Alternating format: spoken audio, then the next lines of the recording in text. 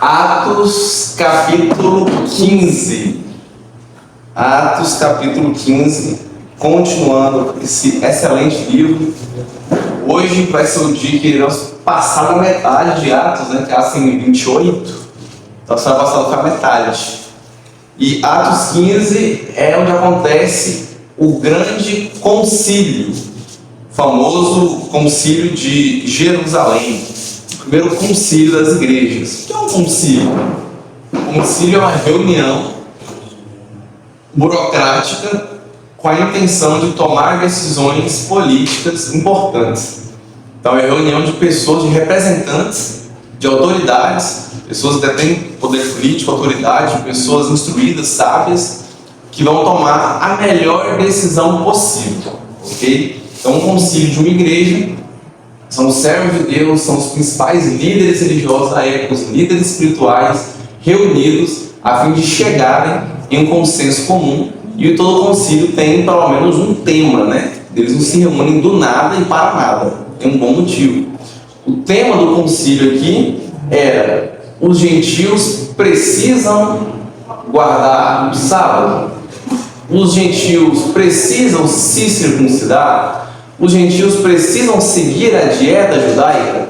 Ou, resumindo todos esses pontos num ponto só, era: os gentios precisam guardar a lei assim como os judeus fazem. E esse é o tema do concílio. Eu vi que a conclusão, alerta spoiler, você tem que ler em casa antes de chegar aqui, é que não, que ser um bom cristão não significa ser um bom judeu. E da mesma forma, para ser um bom cristão, você não precisa ser um mau judeu. Tanto o gentio convertido não podia ser obrigado a fazer essas coisas, quanto o judeu poderia tranquilamente continuar a guardar a lei de Moisés da forma que ele guardava. Então vamos ver aí, além de tudo isso, no final do concílio a gente tem uma treta apostólica. Pois é, Paulo e Barnabé vão se separar, porque em breve a gente vai ver. Versículo 1. Alguns indivíduos que desceram da Judéia ensinavam os irmãos: se não vos circuncidardes segundo o costume de Moisés, não podeis ser salvos. Então, esses que desceram da Judéia para pregar isso, falaram: não, eles pregaram para vocês aí que Jesus Cristo salva, que é pela graça, mediante a fé, beleza, mas não é só isso não, meu irmão. Isso não é suficiente, não. Você precisa também circuncidar. Você tem que se tornar um judeu. Você tem que ser um bom judeu para ser um bom cristão. Você precisa circuncidar. Esses judeus aqui, eles eram chamados de judaizantes. Quem eram os judaizantes? Os haters de Paulo, que eu vou falar para vocês aqui, eles eram convertidos ao cristianismo. Porém, eles acreditavam que era necessário guardar a lei de Moisés da mesma forma, como um pré-requisito para a salvação, como algo salvível, algo necessário mesmo para a salvação, cujo qual sem isso você não poderia ser salvo. Eles acreditavam nisso. A gente tinha 3 níveis, né, de pessoas que acreditavam no judaísmo. A gente tinha o judeu mesmo, o judeu de sangue, né? Tinha o prosélito, que era um gentio que se circuncidou, ele é iniciado, iniciou no judaísmo, se tornou um prosélito. E a gente tem o que tem temor a Deus, o homem piedoso, que tem temor a Deus, mas ele não se circuncidou. Então aqui, no caso, eles estão falando para os gentios se tornarem prosélitos.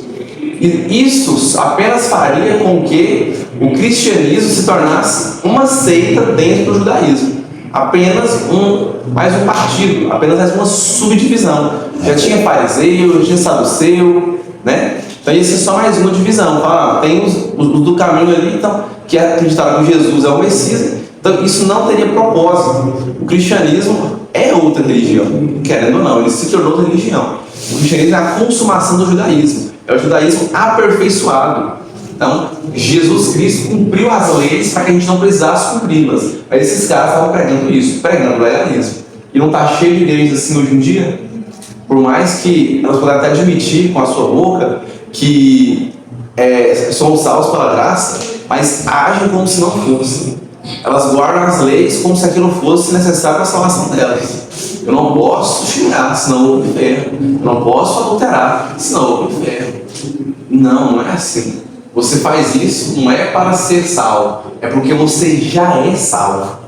você já é salvo. Não brinque com o dom gratuito que Deus te deu, que é a salvação. Deus já te salvou. Se você já é salvo, você vive como um salvo. Como um salvo deve viver? Um salvo deve viver de maneira digna ao obedecer a Deus. Você não está sendo salvo pela obediência. Você está obedecendo porque já foi salvo. A ordem é diferente. Mas esses judaizantes não entendiam isso. Eles queriam impor isso aos outros.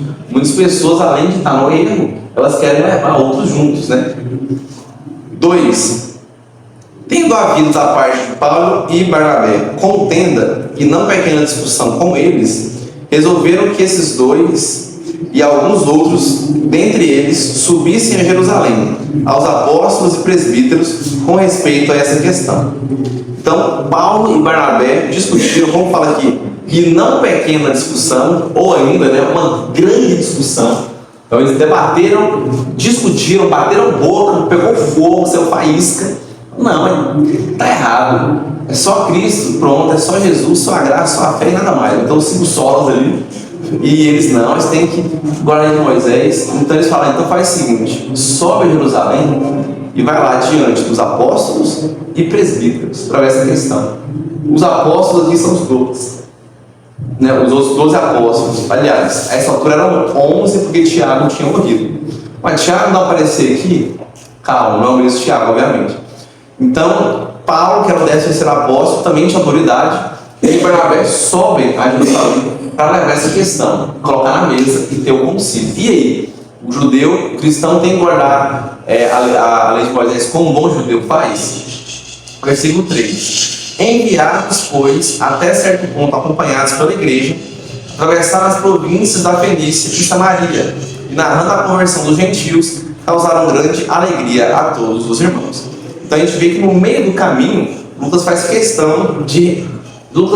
questão de escrever alguns detalhes, e a gente vê que em alguns momentos ele faz questão de mostrar outros. Ele poderia muito bem ter falado assim: Paulo e Barnabé chegando lá. Ele podia ter pulado o versículo 3, ele não quis. Ele quis destacar que enquanto eles estavam indo, que até certo ponto as igrejas acompanharam, que ele estava pregando e falando, dando testemunho da conversão dos gentios, dizendo como os gentios receberam o Evangelho, como eles receberam o Espírito Santo. E o pessoal se alegrava com isso. Quanto mais pessoas entraram no reino de Deus, melhor. Glória a Deus por isso. Amém. Que todos possam ser salvos. Mas a gente sabe que todos não vão ser, infelizmente. Se todos vão ser salvos. Então ele vai até lá para levar a questão dos presbíteros e apóstolos. Isso é, as autoridades da igreja, as autoridades religiosas. Tem coisa que não adianta nada você ficar batendo boca por irmão. Tem coisa que só vai ser resolvida lá em cima, diante daqueles que Deus conferiu a autoridade e o poder necessário para resolver a questão, e a sabedoria para pensar. Versículo 4. Todos eles, chegando a Jerusalém, foram bem recebidos pela igreja, pelos apóstolos, pelos presbíteros, e relataram tudo o que Deus fizera com eles. Insurgiram-se, entretanto, alguns da seita dos fariseus que haviam crido, dizendo: é necessário circuncidá-los e determinar-lhes que observem a lei de Moisés. Quem acompanha o UCM, o Universo Cinematográfico da Marvel, quem acompanha minimamente, ou acompanhou pelo menos até o Ultimato? Quem? Quase todo mundo, é só uma vez que não? Quem acompanhou o UCM sabe. O Universo Cinematográfico da Marvel, ele era 100% baseado em quadrinhos, né? A gente tinha ali o Kevin Feige sempre na direção, até hoje ele é diretor-chefe da Marvel. Stan Lee, que era um dos criadores de vários heróis, como o Thor, por exemplo. Stan Lee era vivo, ele aparecia nos filmes aparentemente, né? Toda uma equipe ali para poder produzir o filme mais fiel possível aos quadrinhos. E aí isso foi dando fama, principalmente nos anos 10, principalmente. Que nos anos 2000 lançou o Homem de Ferro, com um grande sucesso, com a bosta da Marvel, sabia? Aquele filme, se ele flopa, a gente não tinha o cinema que tem hoje. Eles investiram tudo, pegaram creche. Pedro de vezes traz Homem-Aranha para poder ter verba fazer o filme, tanto que era da sua do Homem-Aranha. Por isso que tem aquele outro Homem-Aranha. Eles compraram de volta hoje, um dia ele tem a verba, né? E aí deu bom, aí nos anos 10 uma crescente, né? E os fãs de quadrinho, tudo maluco, pirado. Cara, olha isso, não. Vai aparecer o Thanos igual é lá, e o Thanos será que vai conseguir achar o infinito e tal, e eu vou cravando o que vai acontecer. Até que ficou famoso demais. O negócio cresceu demais. E saiu daquele nicho dos nerds. Aquele povo que lê os quadrinhos e cobra fidelidade aos quadrinhos. Começou a entrar uma galera da Lacrolândia que veio para lacrar. Uma galera que vem para mudar a forma que é. E a gente tem agora uma nova fase da Marvel, tá uma porcaria, todo mundo tá vendo isso. Não tá bom. Tem uma outra obra que presta, o restante não tá bom. O foco tá muito mais em lacrar do que realmente em ser fiel aos quadrinhos. Isso deixou os fãs irritados. Os verdadeiros fãs, aqueles que estavam lá desde o princípio, acompanhando, os caras que compram quadrinho. Estou falando, né, pessoas da nossa cidade, eu tinha de 40 anos, na nossa cidade era viciado em quadrinhos da Marvel, né? Agora tá vendo lá no cinema, aquilo que ele leu, ser deturpado por uma minoria que se sente ofendido com algumas não representações ali no filme. Então, não se sente incluído. Então, está focando mais nisso, né, do que realmente em produzir uma obra fiel original. Aqui, a gente vê que os judaizantes fazem a mesma coisa. Eles chegam depois, eles ouvem o Evangelho, ouvem o Evangelho de Jesus Cristo, como acontece a salvação, e com isso eles querem mudar a forma que as pessoas são salvas. Chegou por último, quer sentar na janela. Então, ó, Jesus te salvou, vai falar isso você, beleza, mas tem que circuncidar. Alguns da seita dos fariseus que se converteram. Vocês já estão carecas de saber quem são os fariseus, isso é bom relembrar. Os fariseus eram uma seita do judaísmo, que inclusive era a melhor de todas. Dentre todas, Jesus falou que eles são ratívoros, são mesmo. O fariseu era bom? Não prestava, a maioria. Mas era o que tinha de melhor. Eles eram os teólogos da época, eles entendiam bem da escritura e guardavam, e eram melhores. Os saduceus eram muito piores. Para os saduceus, a única coisa que valia na Bíblia para eles era o Pentateuco. O resto do Testamento não valia nada, né? Só a Torá, os 5 primeiros livros. Eles não tinham a Tanakh, que era o Testamento todo. O saduceu não acreditava na ressurreição. Então o fariseu era bem melhor que o saduceu. E alguns creram, alguns se converteram ao Evangelho. Mas ele chegou agora e ele quer mudar agora a maneira com que não é assim no começo. Calma aí, ele não vai. Você chegou agora e quer mudar você chegou agora e quer mudar o Evangelho, então você entendeu, aceitou, mas você quer implementar aquilo de uma outra religião, né? Isso chama-se sincretismo religioso. Sincretismo é a união. Sincretismo religioso é você juntar aspectos de uma religião com outra. Crendices, né? Alguns ritos, alguns objetos, alguns rituaizinhos que você pega de uma religião e traz para outra. Você faz um sincretismo ali, junta as duas. Tenta achar uma interessante. Cristianismo é uma religião, qualquer outra é qualquer outra. Não tente trazer aspectos de outra religião para o cristianismo. Inclusive, muitas pessoas fazem isso. Traz algum tipo de misticismo, né? De cuidado, não faz isso, não aquilo. Com várias outras religiões. Pessoas que chegam agora e querem sentar na janela. Cuidado que as pessoas não têm paciência com elas também. Né? Um fariseu, se ele realmente entendesse aqui, ele ia ser alguém muito bom para estar argumentando com os próprios fariseus depois, onde vai ver que a decisão foi tomada. Então sempre vai ter pessoas em qualquer lugar na vida, desde um filme de ficção, que não vai mudar a vida de ninguém, desde a evangelho de salvação, que é bastante importante, salvar, vai ter pessoas que vão querer chegar agora e mudar a maneira como está oferecendo. Então é bem simples. Pode chegar alguém no futebol, que nunca foi no nosso futebol, chega agora. E aí ela quer inventar regra. Não, isso tem que ser assim. Não pode ser assim. Calma aí, parceiro. Chegou agora, né? Calma aí. Pode ser válido, sim, a sua sugestão, a sua opinião, mas a gente tem um ritmo, a gente tem um método de fazer as coisas. Já que chega, já que quer mudar tudo, não é assim que funcionam as coisas. Não é só perseguir essas pessoas. A ideia às vezes pode ser válida. Mas não é o caso aqui, que tangia uma doutrina extremamente importante, chamada de doutrina da soteriologia, que é a doutrina da salvação. Então isso aqui é algo importante, algo que a gente tem que defender com unhas e dentes. A gente chama de apologética, a defesa da fé. Apologética é a sua capacidade de argumentar e defender sua fé em Cristo. Apologética é o Tássio Licurgo fez aquele vídeo, um ateu versus um cristão versus 25 ateus. Quem viu esse vídeo? Viralizou. O Tássio é muito bom, eu acompanhava ele há um tempo, mas ele ficou famoso por aquele vídeo. Assim, ele já tinha uma fama, sabe? Mas uma fama de nicho, assim, no meio teológico, o pessoal conhecia ele. Mas ele ficou mais popular foi com aquele vídeo. Então, inclusive, acho que muitos de vocês não conheciam ele, né? Antes desse vídeo. Mas muito bom. Aquilo chama-se apologética, defendendo a sua fé. E a apologética é um chamado, é uma obrigação, um dever de todo cristão. A gente está aqui na igreja para isso. Então, vamos aqui aprender um pouco mais de apologética. Como defender a minha fé? Por que eu não preciso guardar a lei de Moisés? A gente estudou isso em Hebreus também com mais profundidade, mas um pouco vai ser falado aqui pelos próprios apóstolos, tá bom? Vamos ler do versículo 6 a 11, letra alternada. Então se reuniram os apóstolos e os presbíteros para examinar a questão. Havendo um grande debate, Pedro tomou a palavra e lhes disse: Irmãos, vós sabeis que desde há muito tempo Deus me escolheu dentre vós para que por meu intermédio ouvissem os gentios a palavra do Evangelho e cresçam. Ora, Deus que conhece os corações, lhes deu testemunho, concedendo o Espírito Santo a eles, como também a nós concederá. Ele não fez distinção alguma entre nós e eles, visto que purificou os seus corações pela fé. Agora, pois, o que vocês querem tentar a Deus? Pondo sobre o pescoço dos discípulos um jugo que nem os nossos pais puderam suportar, nem nós. Mas cremos que fomos salvos pela graça do Senhor Jesus, como também aqueles que o foram. Amém. Então, eles se reuniram com as principais autoridades da época. Tem algumas questões que é só lá em cima, que não compete a nós resolver.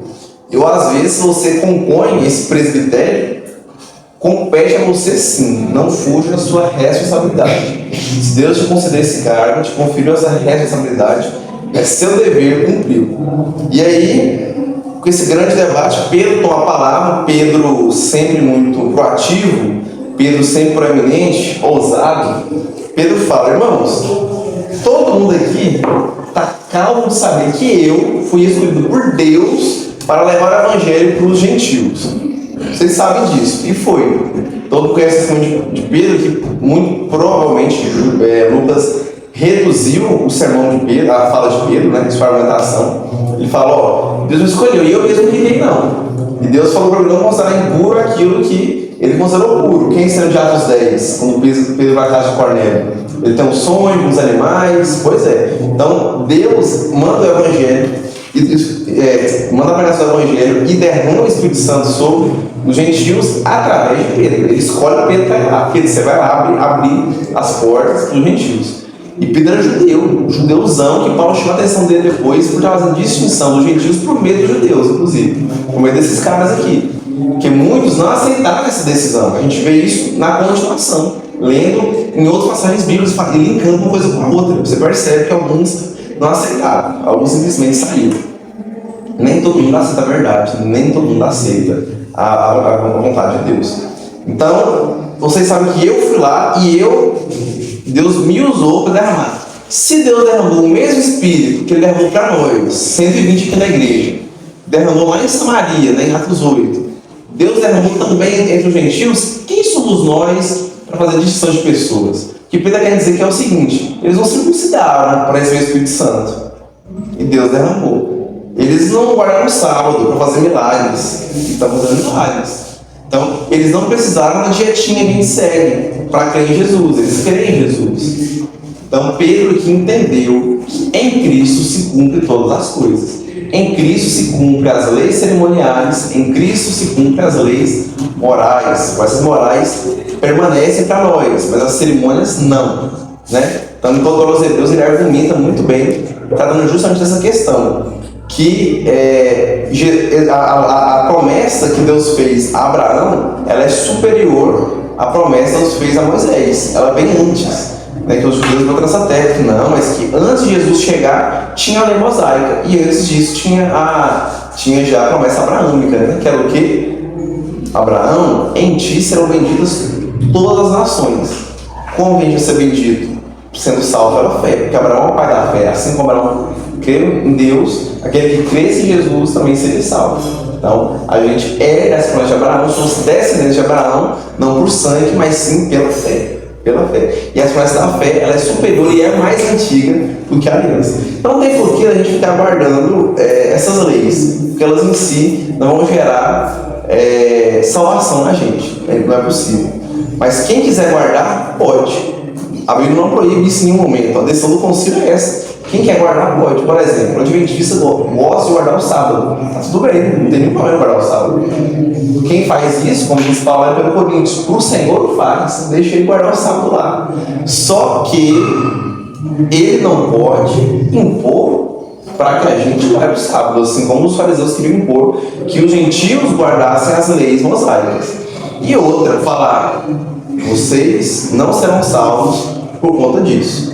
Inclusive, alguns, eu não vou falar todos, alguns adventistas, e não vou falar que a maioria também, mas alguns adventistas, infelizmente, defendem isso, que o sábado, a guarda do sábado é essencial para a salvação.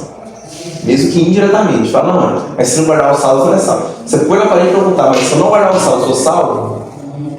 E aí, o adventista que tem esse pensamento, infelizmente, configurou como sei. Por quê? Só na minha igreja a gente é salvo, porque só aqui a gente guarda o sábado. Nas outras não. Nas outras não. Então, precisamos guardar sábado, não precisamos. Mas quem faz isso para o Senhor não faz. Como é que a gente por Jesus considerou por todos os alimentos? Essa própria passagem de Atos 10, que a gente vê isso, né? Jesus considerou todos os alimentos puros. Mas, se alguém quiser não comer carne de porco, por exemplo, beleza, o Senhor não faz. Não pode impor que nós, batistas, por exemplo, comemos, temos que ficar sem comer carne de porco.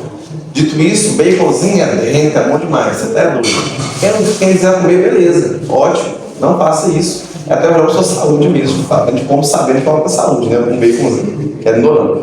Outro aspecto importante aqui é que Pedro não foi o primeiro papa da igreja. Se Pedro não foi o primeiro papa da igreja, aqui, se ele fosse o primeiro papa da igreja, ele tomaria a decisão. Quem toma a decisão aqui não é Pedro, é um presbitério. Pedro está em pé de igualdade com os outros 10 apóstolos que estão aqui com ele. Então eles estão ali com a mesma autoridade que Deus conferiu. Não tem ninguém assim. Por mais que a gente vê o destaque para Tiago. Tiago se destaca como líder da igreja. Mas Pedro não era papa. Se Pedro fosse papa, ele escreveu uma bula papal e defendeu ali, né? Então Pedro não era papa. Então toma decisão. E versículo 11 resume muito bem. Cremos que fomos salvos pela graça de Jesus, como aqueles mesmos foram. Vocês estão fazendo essa distinção aí? Se achando melhores, se achando superiores, só que guarda a lei de Moisés. Só que eu digo para vocês uma coisa: nós somos salvos do mesmo jeito que aqueles incircuncisos foram salvos. Eles foram salvos pela graça de Deus, mesmo sem merecer, do mesmo jeito que nós também não merecemos. Sabe por quê? Porque vocês querem impor para os gentios um fardo que nem vocês conseguem carregar. É isso que ele fala aí no versículo 10, né? Agora, por que vocês estão tentando a Deus, colocando uma cerviz, ou um fardo, ou uma obrigação, um peso, né, dos discípulos, que nem vossos pais puderam suportar, e nem nós? Isso é, historicamente, ninguém cumpriu a lei. Ninguém. Paulo fala o que lá em Gálatas: cara, se tu falhar em uma lei, tu quebrou a lei toda. Não existe isso de, ou eu roubo, mas eu não adultero, né? Eu não mato. Então, só roubo, mato, eu não adoro os deuses, só adoro a Jesus. É assim, tá bom. Não, tá bom. Então, se você transgredir um mandamento da lei, tu pecou a lei toda. Aí ele pergunta: quem conseguiu seguir toda a lei? Essa lei moral, os 10 mandamentos, refletem a santidade de Deus. Aquilo é o padrão moral de Deus, para mostrar pra gente que a gente não consegue resolver. A lei só aponta o problema, mas ela não resolve. Paulo fala isso muito bem, né, disso aos Gálatas. A gente tem que estudar Gálatas, inclusive. Né? É muito bom, é curtinho o estudo, são só, em 6 semanas a gente consegue concluir. Ou 7, quem sabe. Uma só para 12, né? Mas enfim. Como assim? Ela dá o diagnóstico, mas não dá a cura. É como você ir no médico, e o médico fala: ó, tu tá com doença tal, mas eu não tenho remédio.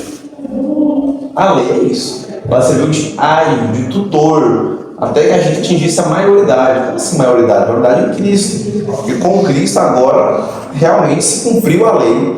Há uma troca de aliança, troca ela, em que ano estamos. Então agora tudo muda, tudo é diferente. Certo? Então tem um exemplo muito bom, não sei quem que é que Tem um teólogo que fala, cita um exemplo muito bom, esqueci o nome dele agora, era sempre bom citar, né? Eu esqueci. Que ele fala o seguinte: a lei é como alguém que entra em uma casa extremamente suja e balança, e sacode toda qualquer coisa, pega e levanta um poeirão.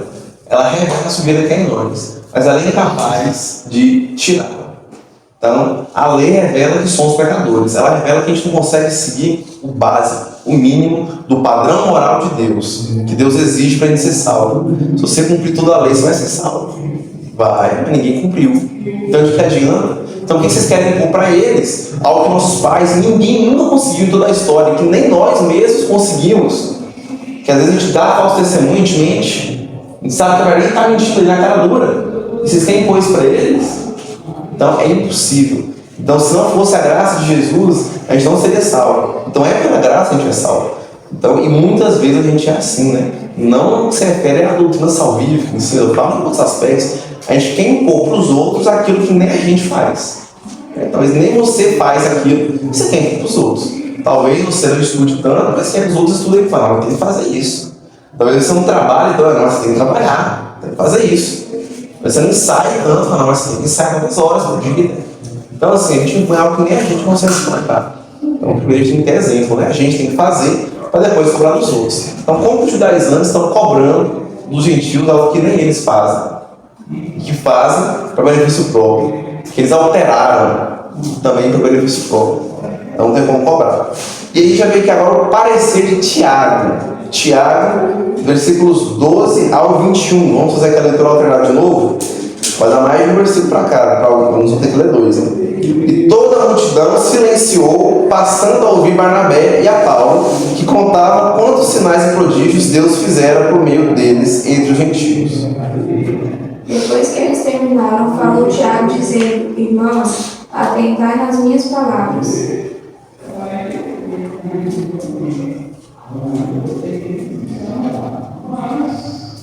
Vamos, gente. 14. Simão nos expôs como Deus. No princípio, voltou-se para os gentios a fim de reunir dentre as nações um povo para o seu nome. Com isso, concordo com as palavras dos profetas, como está escrito. Cumpridas estas coisas, voltarei e reedificarei o tabernáculo caído de Davi, e levantando de suas ruínas, restaurarei. Para que o restante dos nomes busque o Senhor e todos os gentios sobre os quais tem sido invocado o meu nome, diz o Senhor, que faz estas coisas. 18. 18.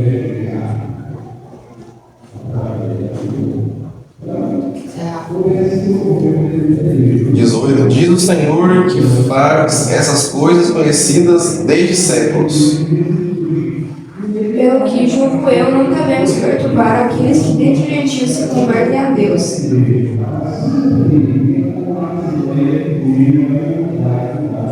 É o 21? Mas aqueles que se abstenham das contaminações dos ídolos, bem como da imoralidade sexual, da carne de animais sufocados e do sangue. Porque Moisés tem em cada cidade desde tempo antigo os que o pregam nas sinagogas, onde é lido todos os sábados. Amém. Ok. Então, após Pedro falar isso, a multidão estava em grande contenda, uma desordem total. Inclusive, uma falta de vergonha no nosso país é isso. Você vê alguns vídeos do Senado, o pessoal não se respeita o outro. Mesmo que você fala, cara, pode discordar de tudo que o cara está falando. O cara está mentindo, é cara dura. Mas tem que respeitar o jeito do cara de falar, mas escuta. Depois você fala, já sua vez você fala também. E o cara também tem que respeitar, mesmo que ele concorde com o que você fala, você está na razão ou não. Então, eu acho que isso é importante, um debate saudável. Ele precisa disso. Um que fala e o outro escuta. Depois eles trocam de lugar. Senão, a gente não vai ter o que está a nossa bandeira nacional, ordem, né? Cadê a ordem? Sem ordem não tem progresso. Por isso fala ordem e progresso. Ordem é primeiro. Primeira ordem, depois o progresso. E a gente, é uma falta de vergonha isso. E às vezes a gente vê isso na igreja. A gente olha esse reflexo, né? dos nossos senadores lá, batendo boca, um não escuta o outro direito, e protestando, enquanto está falando de um grupinho, e às vezes é assim, a gente não ouve o potencial, não fala. Então, muito cuidado. Aqui o pessoal se calou para que Barnabé e Paulo possam expor o que eles estão falando. É interessante, e é algo curioso se notar, que Barnabé estava do antes de Paulo, 2 vezes aqui. Então Lucas propositalmente ele cita Barnabé antes de Paulo. Isso se devia pela importância de Barnabé, né? Por ele ser mais velho, por ele estar na igreja há um tempo. Barnabé foi extremamente importante na vida do próprio apóstolo Paulo, né? Barnabé, inclusive, querendo ou não, ele discipulou Paulo, mas enfim, como se tivesse praticamente um mentor de Paulo ali, de certa forma, ok? E eles contavam os sinais e prodígios que Deus fizera por meio deles entre os gentios. Então o que eles fizeram? Eles relataram as coisas que Deus fez, coisas que estão relatadas aqui no livro de Atos, e muitas outras que com certeza não foram relatadas por Lucas. Não foi da permissão de Deus, Deus não quis que tivesse, então aqui, pronto. Então, a gente vê que os sinais e prodígios, eles eram provas de que Deus realmente amou os gentios e derramou seu Espírito sobre eles. O milagre não é um fim em si mesmo. O milagre é um meio para pregar o Evangelho, um meio de confirmar que aquilo ali é a verdade, de que aquilo é o certo, de que Deus salva. Então a gente vê mais ou menos um milagre, não como um fim, mas sim como um meio. Então, aqui confirmando que se aconteceu os milagres, aconteceram isso, Deus está no meio deles. Por que não? Se Deus fez, então vocês podem até discordar da gente, mas não tem como discordar de Deus. Porque Deus confirmou que eles foram salvos sem circuncidar, sem guardar a mosaica nem nada. Eles receberam. Então eles deram um testemunho complementar àquilo que Pedro falou. Depois, Tiago vem falar, e Tiago chama Pedro de Simão, né? Engraçado. Simão é o nome hebraico. Pedro, nome grego, Cefas, aramaico. Simão, Pedro, Cefas, é o mesmo cara. O apóstolo, português do soldado. Simão, hebraico. Cefas, aramaico, e Pedro é nome grego, que é Pedro, Petros, pedra. E aí Tiago, que não é Tiago apóstolo, é Pedro, Tiago e João Marquinhos, não é isso não, você já cortou a cabeça, já morreu, às 12, já foi de Santos, né, há muito tempo, que nem de Vassa, o Santos, igual, já foi de Santos, rodou. Então ele já tinha sido martirizado, já morreu, em nome de Cristo, e esse Tiago aqui é o Tiago, meio irmão de Jesus. Por que meio irmão? Porque Jesus era filho apenas de Maria, né? Não de José. Então ele era filho de José e Maria. Por mais que no catolicismo, né, tem alguns, não, quase todo mundo, se não for todos, defendem que quando fala irmão, aqui não é primo. Eles são primos. Cara, a partícula grega, a palavra grega que aparece aqui para irmão, é a mesma palavra que aparece sempre que se refere a um irmão mesmo. Então, se for assim, nós vamos trocar os primos, todos os primos da Bíblia por irmão. Então, ninguém é irmão. Então, Jacó e Esaú foi irmão, né? Primo. Gêmeos, são mesmo barriga. Não, mas pelo amor de Deus. Isso, para mim, é um cúmulo para a distorção desse bíblico. É falar que eram parentes. Quando são parentes próximos, a Bíblia relata assim também. Não tem cara, é muito mal, não é nem malabarista lógico, não, isso aqui. É na cara dura, cara. É na cara dura. Tem gente lá dentro que é inocente, eu fico com dó. Porque eles acabam comendo esse tipo de conversa, não conferem o texto, não leem, e eles acabam acreditando que alguns mestres ensinam sobre isso. Não, na verdade, é a perpetuidade da virgindade de Maria, que ela foi perpetuamente virgem, ou seja, virgem até o fim. Né? E você vai defender isso não faz nenhum sentido, porque Tiago é irmão de Jesus, filho de Maria com José. Até mesmo que José ia ficar esperando, né? De brincadeira. Aí casou, não, peraí, agora que eu tenho de Jesus a gente não pode ter mais nada. Inclusive isso é uma heresia, mas nota de repúdio, até os católicos repudiaram, obviamente, é possível, de um cara falando que o marido de Maria é Espírito Santo, que ela é a 4ª pessoa da Trindade. A Trindade tem 4, Maria é um membro, que é o marido do Espírito Santo. Falou isso, marido no sentido de que vocês estão pensando também, literalmente. Ela falou isso numa missa, no caso. Falou. Até os próprios católicos foram em cima e bateram, né? Obviamente. Mas muita gente come isso. Porque, infelizmente, mil perdões meus irmãos católicos, mas lá no catolicismo, ele tem muito mais isso de um controle mental, social, em massa, de como você deve pensar, tem que ser assim, do que um incentivo à liberdade de pensamento. Então lá não é isso. Aqui é assim, a gente sempre abre questionamentos no debate, fala, ó, isso aqui os teólogos discordam, tem quem pensa nisso, tem quem pensa naquilo, tá aí. E aí, eu penso mais nisso, mas tá aí. Quer saber mais? Estude e aprofunde-se. Por hora, pense, baseado no que foi exposto, o que eu acredito, que eu penso. Porque tem coisa que realmente não dá. Não dá. Por exemplo, a gente chega no mundo daqui a pouco. Por que Marcos se separou deles? Em Atos 13, foi a lição que o Vitor aplicou 2 anos atrás. Por quê? A gente não sabe. Tem teorias. Covardia. Medo. Preguiça. Não fez o que deveria. Ficou só de casa. Muito novo. Não sabemos, está na Bíblia. É isso que você quiser. Mas ajuda mais a gente pensar. Então, Maria não foi virgem para sempre, como alguns pregam aí, certo? Então, Tiago, irmão de Jesus, ele era o líder da igreja de Jerusalém, alguém muito importante. A igreja de Jerusalém é onde começou realmente a igreja primitiva. E quem era o líder ali não era Pedro, era Tiago. Mas Pedro foi o Papa. Que história é essa? Cara, sendo muito sincero, não tem como, cara. É só olhar a Bíblia, cara. É só ler. É só você ler. Mas não está aqui Jesus, seus irmãos conhecendo o pai dos seus irmãos, que é José? Como que? Ou José pulou a cerca, né? Ou pulou? Claro que não. José casou e ficou lá moscando. Ele não deu um celibato por tabela, porque o Espírito Santo escolheu Maria. José coabitou com Maria e pronto, e teve filhos. Custa aceitar isso, está na Bíblia, muito claro isso. Então você agora sabe a lógica de defender isso. Um dos motivos é justamente isso. A menção em que José não está esperando. Okay? Continuando. Rapaz, inclusive, rapidinho, deixa eu estar aqui falar rapidinho. Uma vez, num colégio que eu trabalhava, agora eu trabalho num colégio confessional católico mesmo, mas antes eu trabalhava num colégio adventista. Não é a escola adventista do Iguaçu, mas o dono é adventista, né? O colégio não é confessional, mas a maioria lá, muitos são adventistas. Mas tem católico, tem todo, até no CNSA também, tem gente todo tipo. E lá, uma vez chegou no mim, estava no segundo ano, ou no primeiro, acho, estava no terceiro, chegou esse professor, com a Bíblia Ave Maria, né? Na opinião do senhor, quando fala que irmão de Jesus, é irmão mesmo? Aí eu respondi, já que você perguntou, pensando, eu não saio confrontando cada católico que eu acho, mas ele perguntou, 1 Pedro, capítulo 3, versículo 15, que serão preparados para dar razão da esperança que é em vós. A nossa fé em Jesus tem que estar preparada. Apologética, você está preparado para defender sua fé, todo mundo, argumentar. Aí, foi depois que eu coloquei o conjunto do padre e falei, podem copiar aí, eu tinha um tempinho.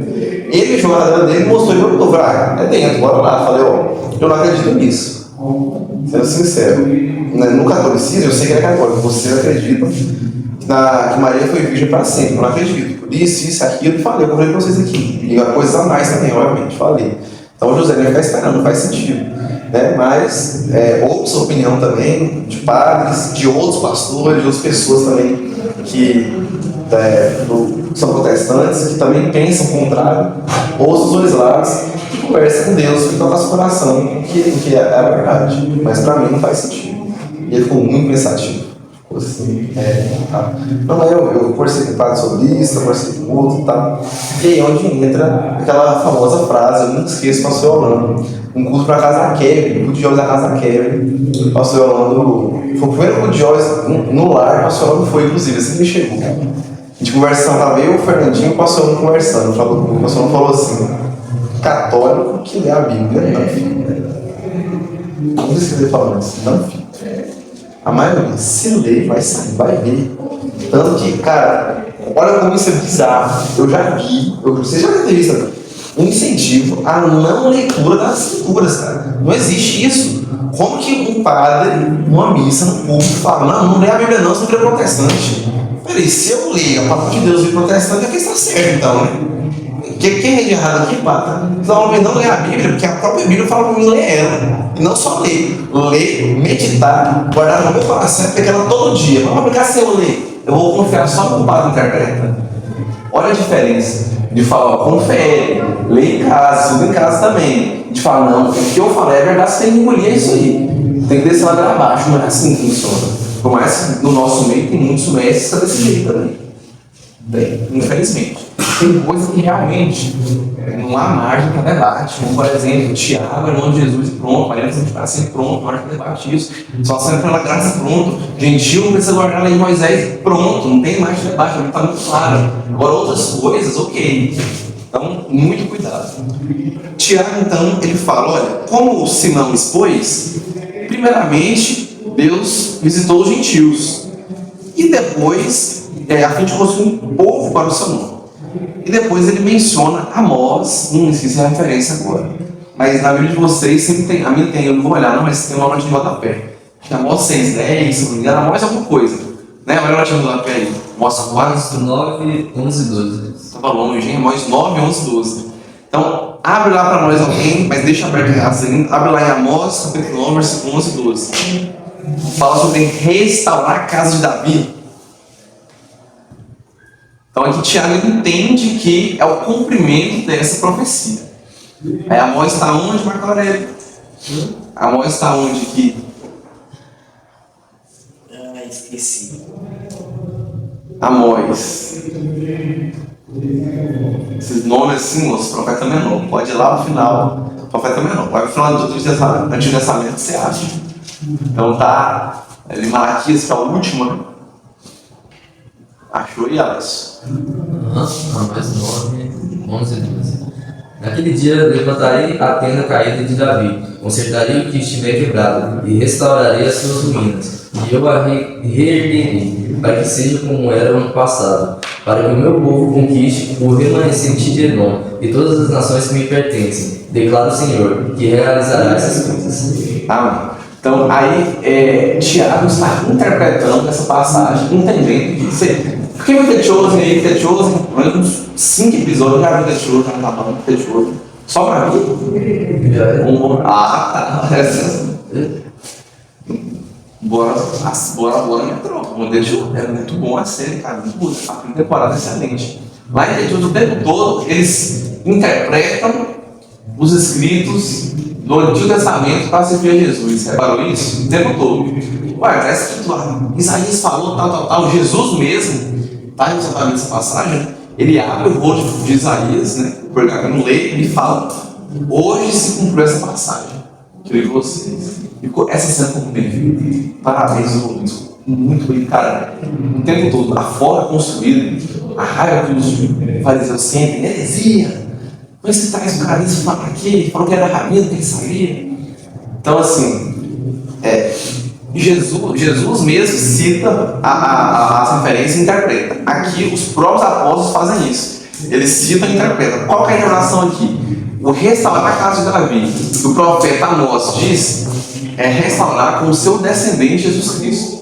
Quando Deus falou para Davi que seu trono seria eterno, que a coroa e o cetro não se afastariam dele, a promessa é que viria um descendente de Davi, que é Jesus, que é descendente de Davi, diferentemente de alguns rabinos pregam, ele é sim descendente de Davi, que ele vai reinar para sempre. Por isso, Deus está sendo fiel à promessa que fez a Davi. Então, um dos seus descendentes é de lá do Messias, que vai restaurar o mundo.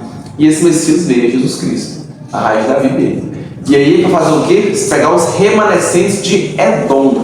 Como assim Edom? Por que Edom? O povo Edom? Os edomitas? O que tem a ver os edomitas?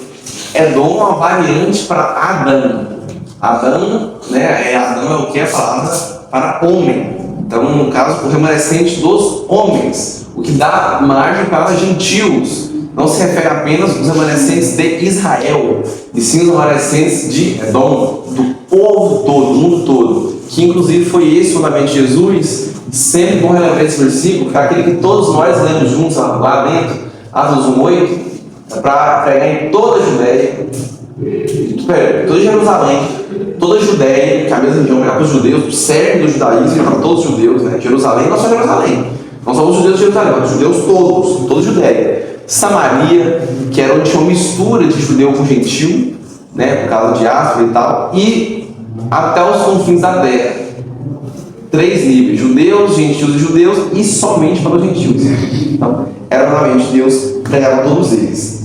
Que eles entendem bem essas coisas e interpretam. E aí, versículo 19: julgo eu Ou isso é, eu estou falando, isso é um termo técnico, tá? Termo técnico jurídico, como se falando assim, ó, concluímos que é uma palavra técnica, eles que não manjam não devemos perturbar aqueles dentre os gentios que se convertem a Deus, mas sim escrever-lhes que, e calma aí, eles não precisam se tornar judeus para ser cristãos, mas não querer bagunçado assim não.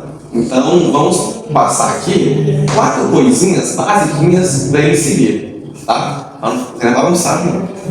Primeiro, que eles se abstêm das contaminações dos ídolos.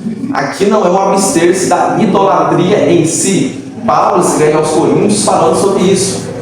Porque na época era muito comum sacrificar um churras para um deus Baal, fazer um churrasco aqui. Né? E aí essa carne depois, era muita carne, eles não consumiam ela, porque era do Deus. Aí o que eles faziam? Para jogar fora, eles vendiam para açougue. E era uma carne mais barata, né? Que era uma carne mais de primeira, que veio de primeira mão, uma carne dos seus ídolos. E a açougueiro vendia mais barato.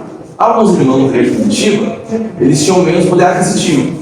Então, por ter menos condições financeiras, eles acabavam comprando mais essas carnes baratas que outras. Só que aí Paulo falou, olha, não pergunta a origem, não. Só come a carne, não pergunte. Porque não tem nenhum problema você comer em si, né? Em carne. Igual a gente fala assim, consagrou ao santo, vou comer um pastel ali. Comer o pastel agora, ir lá é outra história. Você tá lá, é diferente, é outra história. Não tem problema você comer. Pede pra alguém trazer pra você. Só passa, pega e vaza. Você não vai ficar lá, não, tu tá comendo pastel, mentira. Tu tá escarnecendo, você quer aproveitar pertinho, quer estar lá perto, deve ter um menininho que você tá querendo estar perto dele, e é por isso que você vai estar lá naquela festa. Então não convém, você sabe que não convém, pronto, né? Agora comer as coisas de lá, frango assado, é excelente, é muito bom, não tem como comprar falando nisso, né? Pô, compra, vai embora, não fica lá.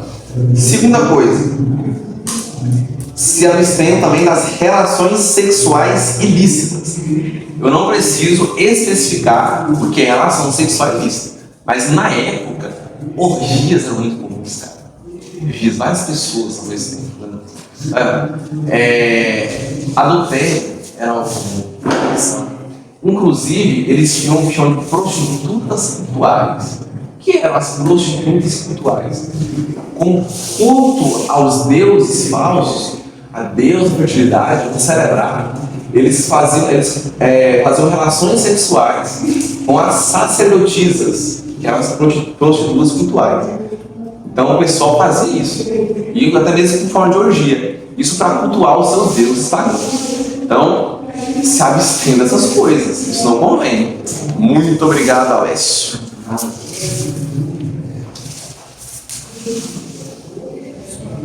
Como diz o pastor Yolanda, sem água não vai não. Tá. Terceira coisa, da carne de animais sufocados, como assim sufocados? E do sangue, porque aqui não fala 4, mas tecnicamente são 3, porque se afastar da carne de animais sufocados do sangue é uma coisa só. Porque o judeu, ele sangrava o animal até a morte. Sangrava. Então eles não comiam o sangue de animal. Mas algumas pessoas, principalmente os gentios, tinham e até hoje tem esse costume de comer o sangue. Tem até um nome, vai com o nome. Tem gente que frita sangue de galinha, porco, frita e come frito, sangue, em parada gostoso. Eu praticamente estou de forma insalubre. Eu não animo não. Agora, vai chamar. Agora, é pecado então comer essa carne? Está na Bíblia, né? Não faz isso não. É pecado? É um costume judeu, tá? Vem do judaísmo e mandamento bíblico para não fazer isso. Eu não acredito que quem coma isso está pecando e fala, o sangue é a vida. Tem, e sim, a Bíblia a gente vê isso. Até mesmo quando Caim mata Abel, o que acontece? Deus fala assim, cadê seu irmão? Caim não fala nada, o bicho é ousado. Será que é reverente? O cara vai falar com Deus, vai falar com quem mais? Que respeita quem um cara desse? Eu não sou o tutor do irmão, não. O que é isso que fizeste? O sangue do teu irmão clama a terra por mim. Então, o sangue das criaturas clama. Então, o nosso sangue clama também. Então, trata o sangue como algo, como símbolo de vida. Sem o sangue não há vida, inclusive, visão do sangue. Então, eu particularmente não gosto. questão de gosto mesmo, de saúde, e por essa questão prefiro evitar. Não vou falar, não vou fazer como um fariseu, falar, você tem que fazer isso. Se você não fizer isso, é muito velho, não vai. Mas eu também vou te fazer uma outra pergunta. Qual a necessidade disso? Carne de porco é mais barato que carne de gado, os caras têm condição, beleza, ok. Carne de alguns bichos de caça, né, que tem um casco e é uma fêndida, né, que tá na vida, não pode, eu não comia. Tatuzinho, por exemplo. Pô, às vezes o cara, se ele não tá tatu, não comeu uma capivara, ele não come. Então, não tem problema. Inclusive, eu, moço, se for comer um tatu, não faça isso, não me chama muito bom. Farofa, se for um moço tatuzinho. Foi, então assim, cara, eu não como. Mas aí é pecado comer sangue, é proibido, não pode.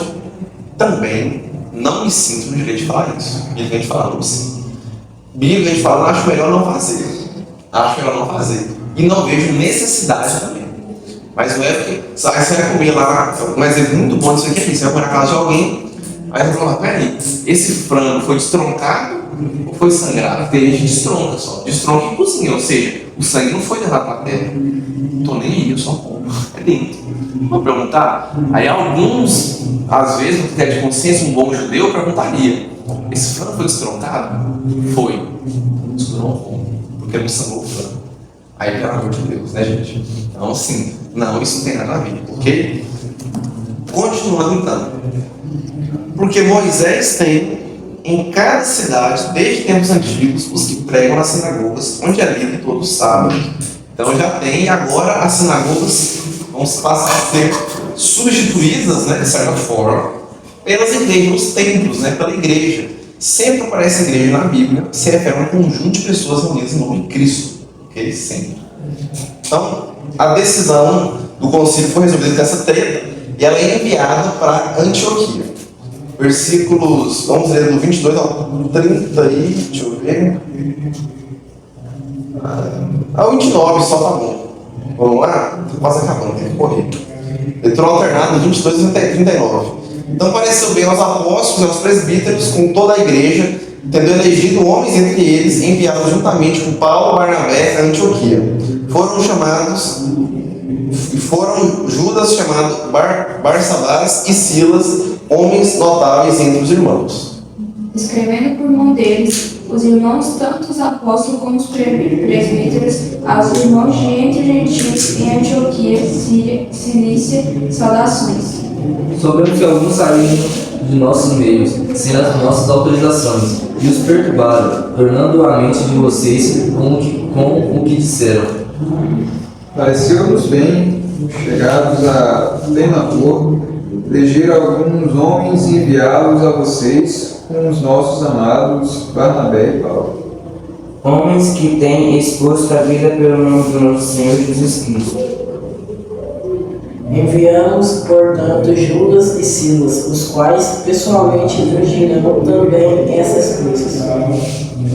Pois apareceu bem ao Espírito Santo e a nós não vos impor maior enganador encargo, além dessas coisas essenciais.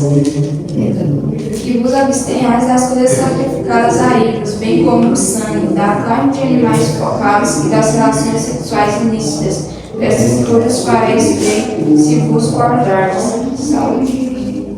Então, Paulo e Barnabé têm a missão de retornar para Antioquia, né, onde eles estavam lá, para levar a mensagem, a decisão. Falou, foi tomada a decisão, o parecer está aqui. Então vamos lá em ata, né, o secretário lá, vamos mandar a decisão ali. Não tinha como mandar foto, não tinha como postar, né? Os status tinha que ser como fazer os lindas das séries demais, escrever e levar o negócio. Então, vocês vão levar, só que vocês não vão sozinhos não. Judas de vocês vai Judas, ele não traiu Jesus, ele morreu. Gente, Judas era um nome era um dos nomes mais comuns da época. Uma porrada de Judas. Sabia que era uma porrada de Judas. Tinha Judas Iscariotes, tinha Judas que era não Iscariotes, que era o Judas que escreveu de Judas, aquele discípulo de Jesus. Tem esse Judas aqui, Barsabás, mas Judas era muito comum esse nome. Judas Tadeu, lembrei, Judas Tadeu. Então, Judas e Silas. Judas não serve nada sobre quê? Esse livro, nada. Nunca mais vai ser citado na Bíblia, citou que ele foi junto, que a gente sabe que ele era um notável. Todo mundo se destaca, recebe uma função, provavelmente. Se destacou.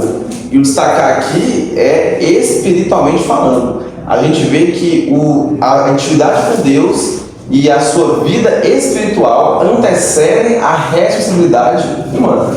Então, antes de você ter algum cargo, alguma coisa, é necessário que você tenha intimidade com Deus, você tenha uma vida espiritual ativa, a ponto de ser notável entre os irmãos.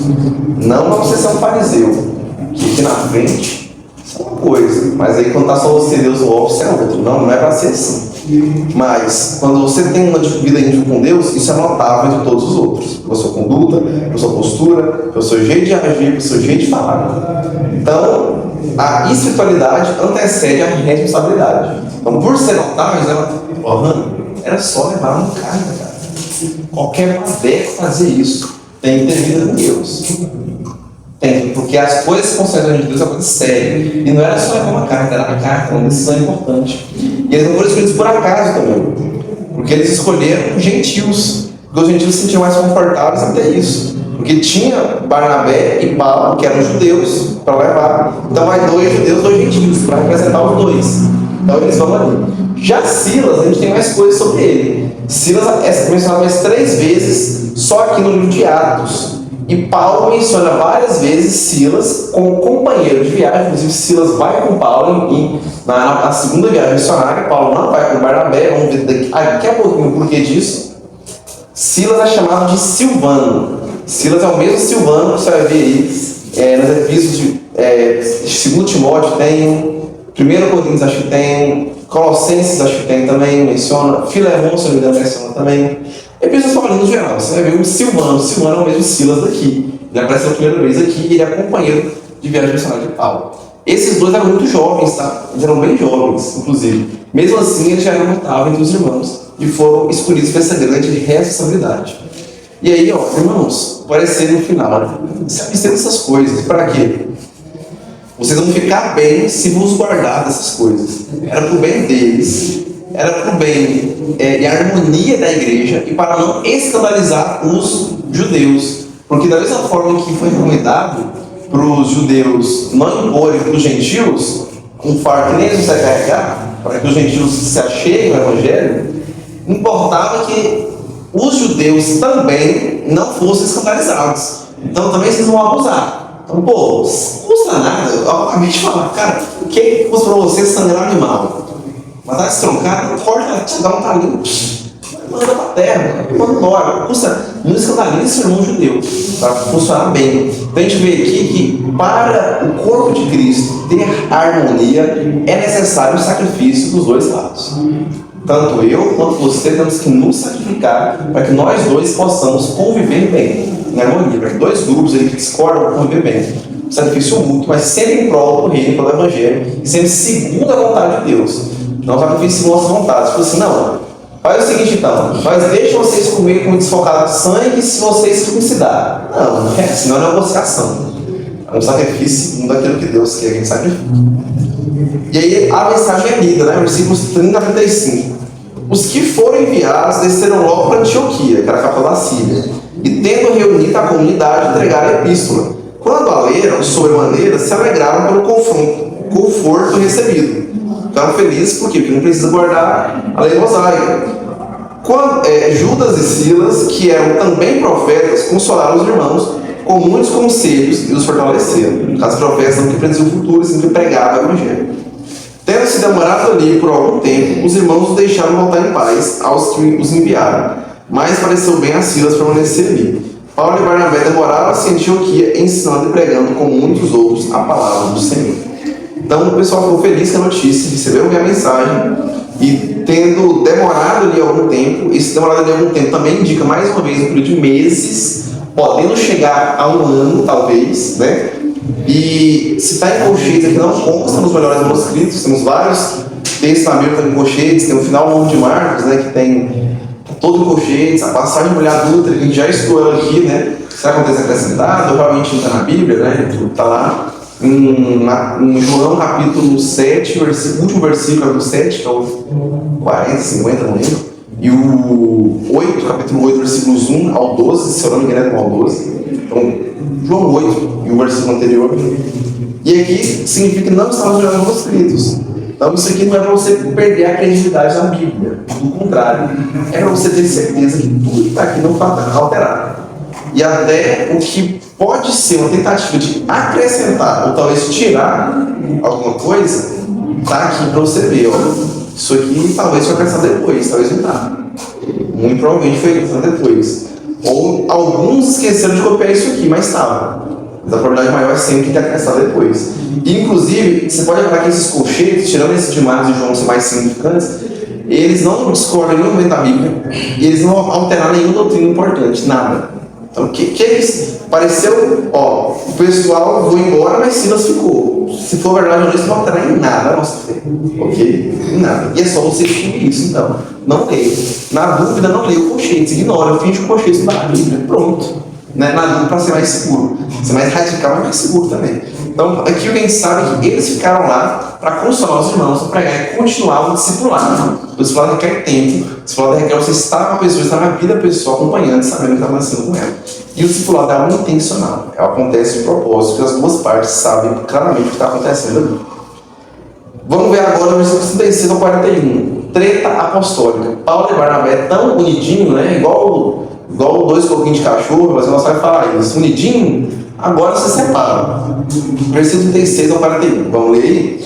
Alguns dias depois, disse Paulo a Barnabé, voltemos agora para visitar os irmãos por todas as cidades nas quais anunciamos a palavra do Senhor, para ver como passam. E Barnabé queria levar também a João, chamado Marcos, mas Paulo não achava justo levarem aquele que se afastara desde a Panfilha, não os acompanhando no trabalho. Houve entre eles tal desavença que vieram a separar-se. Então Barnabé, levando consigo Marcos, navegou para Chipre. Mas Paulo, tendo escolhido Silas, partiu encomendado pelos irmãos a graça do Senhor e passou pela Síria e Sicília, confirmando as igrejas. Confirmando aqui é que passou de novo a igreja que já tinha ido anteriormente para acompanhar o trabalho, porque não é só pregar e ir embora, é acompanhar o trabalho, discipular, pregar, ensinar, preparar presbíteros, preparar líderes, pastores, pessoas vão estar à frente da igreja, na ausência deles, eles vão estar lá para sempre, eles têm outras igrejas. Então, eles fazem isso. Vamos lá, motivo da briga. Primeiramente, nós vamos lembrar quem é Marcos, João Marcos, aquele autor do livro de Marcos. Ele era sobrinho de Barnabé e ele foi na primeira viagem missionária. Que honra, junto com Paulo e Barnabé. Não foi só os dois, é claro, tinha mais gente. E João Marcos era um desses. A gente vê lá em Atos capítulo 13 que João Marcos, ele deu para trás, ele recuou, né? Atos 13, onde é que está aqui? Versículo 13, inclusive, 13 ao 15, versículo 13 só. Navegando de Pafos, Paulo e seus companheiros dirigiram a Perge da Panfilha. João, porém, apartando-se deles, voltou para Jerusalém. Então ele voltou logo no começo, e isso é algo que irritou profundamente o apóstolo Paulo. Paulo, como zeloso que é, zelo pela missão, que foi incumbido a eles, ele vê isso como uma falta de respeito. Então, de novo, pela segunda vez, Lucas não menciona por que Marcos recuou, porque Marcos voltou logo no começo da viagem, de uma cidade para outra, foi para uma filha, opa, se é louco, compensa. Não é isso que era a minha vida. Essa vida aqui não é para mim, não quero. Então, Lucas não menciona o motivo, mas os teólogos apontam, os estudiosos da Bíblia apontam vários. Eu não quero assim, separar um deles. Para mim pode ser uma mistura de todos que eu vou mencionar aqui agora, os principais. Preguiça, por não querer fazer a obra. Medo. E ver se é louco, não compensa, não quero, não é isso. Então Paulo, um argumento para mim muito lógico, muito óbvio, né? Por que eu vou levar alguém que não quis ir? Ele teve a sua chance, ele queria ir e voltou para trás. Ele não quer ir. Se ele quisesse, teria ficado conosco naquela. Ele já viu como é que é e falou que não compensa, não gosta. E eu entendo perfeitamente o ponto de Barnabé. Porque na visão de Barnabé, tínhamos que dar uma outra chance para João Marcos. E aí, quem está certo? Paulo, porque o menino badecou, né? Garoteou, badecou, moscou. Ele deu para trás, então eu não vou levar ele, porque é perda de tempo. Porque a gente tem que focar na missão, não dá uma caverna de tempo com uma pessoa que não sabe o que quer. Tem que ir quem quer realmente. Deus ordenou, deu a ordem, você tem que querer também, Deus não te obriga. Você tem que fazer isso, tem consequências, essa é uma delas, você tem que ir. Ou Barnabé que não, vou dar uma chance. Vamos aproveitar e vamos trabalhar isso nele, vamos ajudar o menino, porque no futuro ele pode também estar sendo seu companheiro, porque Barnabé já era mais entrado em dias, era mais idoso, mais de idade. Então, eu vou falar um pouco sobre isso aqui, né? Ele vai para a sua cidade, provavelmente essa foi a última viagem missionária que Barnabé fez. Então, quem está certo então nessa situação? Barnabé dá uma segunda chance para Marcos trabalhar o menino, ou Paulo e não levar Marcos? Qual é a opinião de vocês? Isso aqui de opiniões. Vai responder, tá? Pode responder. Fiquem tranquilos, sem medo de errar. Não chutem também, não aprovam. Eu não falo de chutar. Eu falo, eu acho aqui, mas não chutando. Já, sei lá, na vida jogando. Eu fico Barnabé. Como é que é? Barnabé, mais um lado Barnabé. Barnabé defende que temos que dar outra chance para João Marcos. Marcos usou na capoeira, na primeira viagem missionária. Ele não quis ir, ele foi embora. Aí na segunda viagem ele queria levar ele. Paulo falou que não vai. Porque a primeira vez ele deu para trás, então não vai levar ele. Barnabé não, calma aí. A gente vai dar outra chance pro menino, pode trabalhar ele.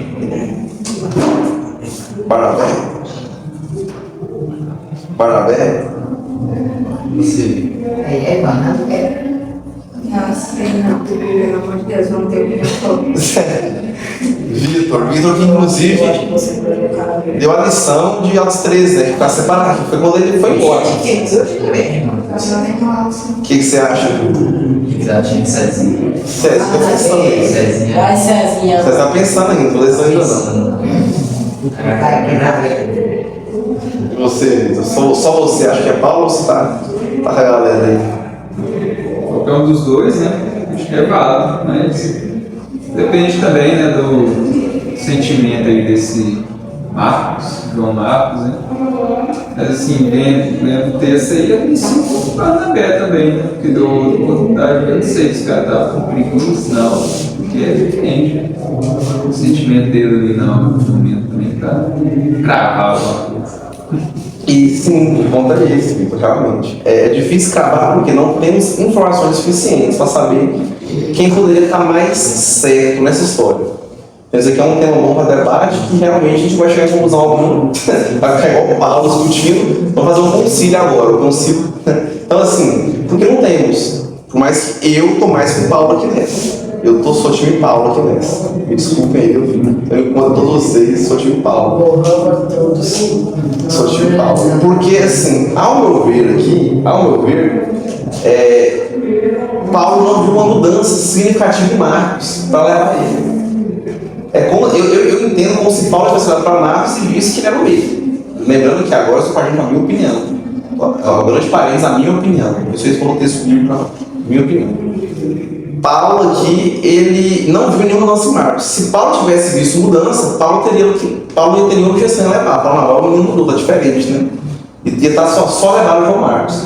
E um fator que pesa muito: Marcos era sobrinho de Barnabé. Eu duvido muito que Barnabé estava sendo imparcial. Que se não fosse o sobrinho dele, ele iria estar fazendo tanto esforço, tanto empenho, insistindo tanto para levar ele. Porque tem muitas pessoas que é assim, só quer, meu irmão, mas não é meu irmão, é meu amigo e tal, não, mas é meu primo, meu sobrinho, não, tem que ajudar ele. Então, na época era assim, igual hoje em dia. Tem essa nepotismo, né? Você tá num carro, você quer pôr os seus parentes lá dentro para ganhar junto. Então, por esses dois motivos, né, pelo discernimento espiritual de Paulo, ao meu ver, penso que ele não viu mudança em Marcos. E, segundo, pelo grau de parentesco de Barnabé e Marcos, penso eu que Paulo aqui estava mais certo. Possivelmente. Porque, como eu falei, é impossível cravar. Isso é um tema de debate. Debate não vai gerar em nada. Debate não vai gerar em nada. Ok? Mas é um debate que, para nós, ele pode ser benéfico. Por quê? Indo para essa linha do que o Vitor falou, depende da situação. Tem pessoas que merecem sim uma segunda chance. E tem pessoas que ainda não merecem, não é que não merecem, é que ainda não merecem segunda chance. Para nós, em Colossenses 4:10. A lei ainda não, só que não falar. Então, ainda não é que não merece, mas ainda não é o tempo. Porque para a pessoa ser perdoada, ela tem que demonstrar que ela mudou de fato. Então, eu levo você na viagem, mas se você está com preguiça, você tem que mostrar que você quer trabalhar. Eu levo e você não for voltar para trás de novo. Você vai, você quer mesmo, porque você vai a chance de ir e você voltou. Por que você não vai? Entende? E também não podemos ter o coração tão endurecido, né? E a gente tem também que ter o coração aberto para dar as coisas às pessoas, para trabalhar, para desenvolver isso, certo? Mas eu não concordo com o seguinte: dar o cargo para alguém para a pessoa se aproximar de Deus, como a gente viu aqui mesmo.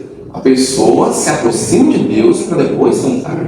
Ao contrário, vai ser agora de não está certo. Vai gerar algum problema ali, inclusive como o Gilberto já teve, passou por isso, certo? Agora essa treta aqui, que essa palavra no grego aqui, houve grande discussão, é isso é a palavra, engeta parouxias. Ela significa literalmente uma discussão muito forte, uma briga mesmo, o cara brigou, eles eram amigos. E eles se separaram. Isso aqui, plano e propósito de Deus, tudo no controle de Deus. Deus sempre converte o bem em mal. Então o que acontece? Essa briga não causou uma divisão, apenas criou uma nova equipe missionária.